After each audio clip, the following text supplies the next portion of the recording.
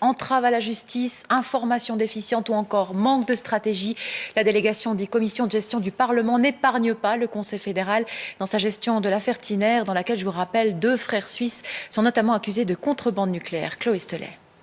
Le rapport présenté par la délégation des commissions de gestion porte un regard sévère sur la manière dont le Conseil fédéral a géré cette affaire Tiner et sur la décision prise en novembre 2007 de détruire les pièces à conviction, une opération qualifiée de disproportionnée.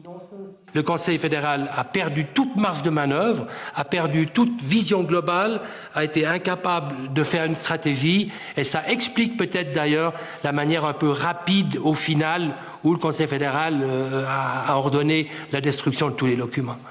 En mai dernier, le Conseil fédéral stupéfiait le monde entier en confirmant qu'il avait ordonné la destruction de documents extrêmement sensibles, notamment des plans d'armes nucléaires.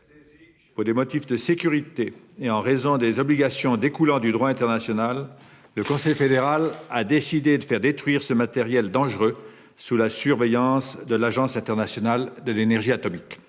Ces documents avaient été saisis dans le cadre de l'enquête ouverte contre 3 membres de la famille Tiner, des Suisses liés au réseau de prolifération nucléaire mis en place par le père de la bombe atomique pakistanaise.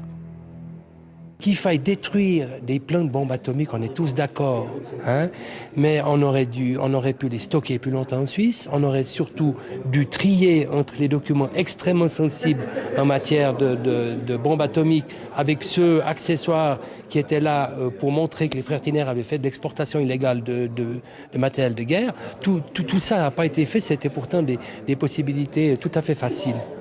Le gouvernement s'est opposé à la publication de ce rapport, mais les parlementaires sont passés outre. Ce soir, le Conseil fédéral a annoncé qu'il ne souhaitait pas réagir.